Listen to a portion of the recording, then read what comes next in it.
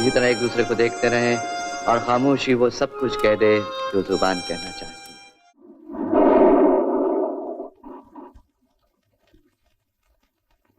लेकिन आज आज मंगल नहीं, सोमवार। राजेश खन्ना के नाम के साथ पहले सुपरस्टार का तमगा हमेशा लगा रहता है और यह अक्सर सुना गया है कि उनका सिंहासन अमिताभ बच्चन ने हिला दिया और उनको सुपरस्टार की पदवी से गिरा दिया।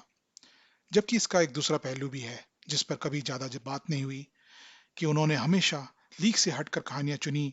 शिखर के दिनों में जब कोई सितारा अपनी छवि को लेकर बहुत सतर्क हो जाता है और फॉर्मूला फिल्मों तक खुद को सीमित कर लेता है, राजेश खन्ना ने कई अप्रचलित रोल किए और उनको बड़े सहज ढंग से निभाया। तुम और हम खुश नहीं।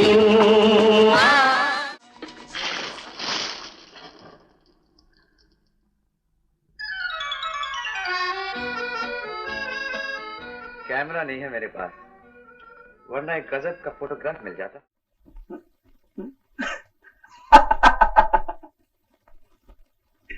ये मेरी खैरियत मालूम करने नहीं आए, ये जानने आए हैं कि मुझे कब जल्द से जल्द फांसी के तख्ते पे चढ़ाया जा सकता है। तुम्हें खुशी के बदले आंसू दे रहा हूँ, हो सके तो मुझे माफ करना। आज मैंने तुमसे एक नई बात सीखी है पूनम। अपनेपन के लिए किसी को अपना बनाना जरूरी नहीं, जिससे भी अपनापन मिल जाए वही अपना है। 1969 से 1971 तक राजेश खन्ना की लगातार 17 फिल्में सुपरहिट रही थीं।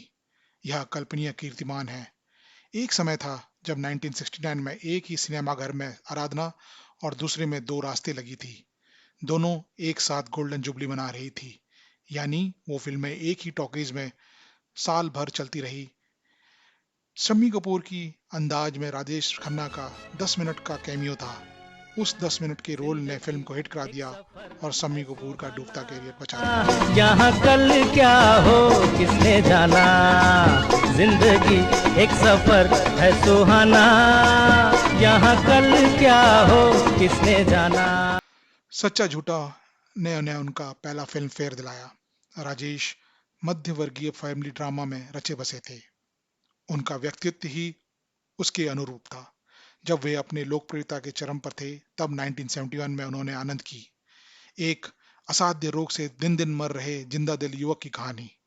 फिल्म में उनके साथ कोई नायिका नहीं थी, कोई प्रेम प्रसंग नहीं था, पर राजेश ने उस भूमिका में प्राण फूंक दिए।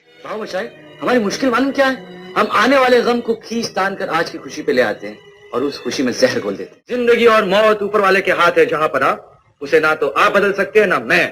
हम सब तो रंगमंच की कठपुतलियां हैं जिनकी डोर ऊपर वाले की उंगलियों में बंधी है। कब कौन कैसे उठेगा ये कोई नहीं बता सकता है।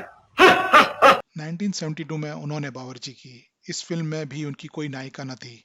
हाफ निक्कर पहनने वाले हरफन मौला रसोइये की भूमिका उन्होंने निभाई, जो कलहग्रस्त गृहों में सामंजस्य कायम करता है।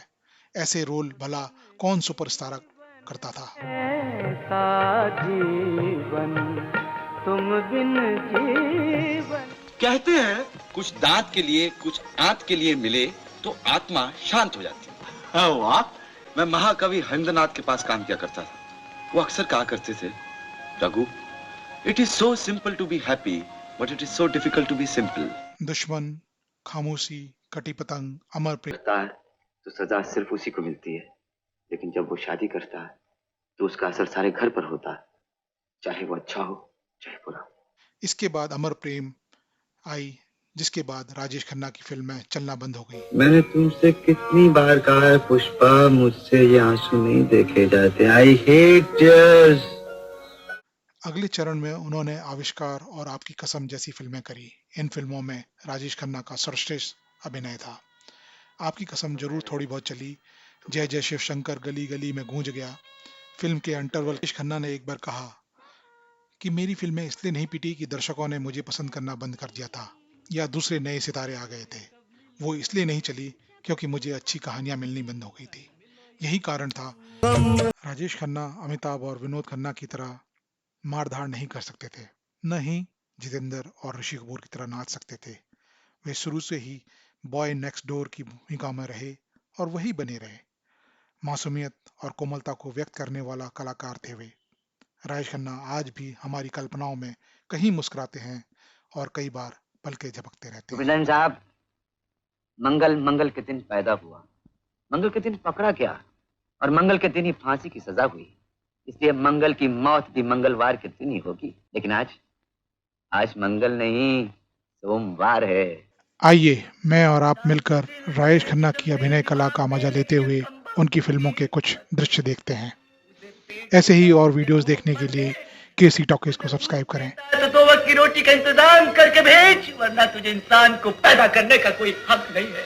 मैंने तेरा नमक खाया, इसलिए तेरी नजरों में नमक हराम जरूर हूँ, लेकिन जिसने ये नमक बनाया उसकी नजरों में नमक हराम नहीं हूँ विकी। इतना ही सर कि मैं मरने से पहले मरना नहीं चाहता। अविनाश, ये आत्महत्या है। आत्महत्या नहीं, आत्मज्ञान है सर।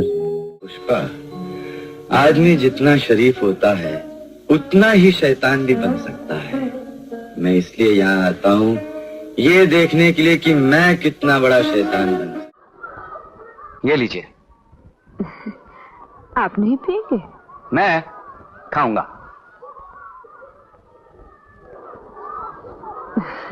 मेरा कोई दोस्त नहीं। अगर ये साबित कर दिया जाए कि मैं पागल नहीं तो मुझे फांसी के तख्ते पर चढ़ा दिया जाएगा, और अगर ये साबित कर दिया जाए कि मैं पागल हूं तो मैं सारी जिंदगी इस पागलखाने की 4 दीवारी में सड़ता रहूंगा। तुम दोनों मेरे दुश्मन हो।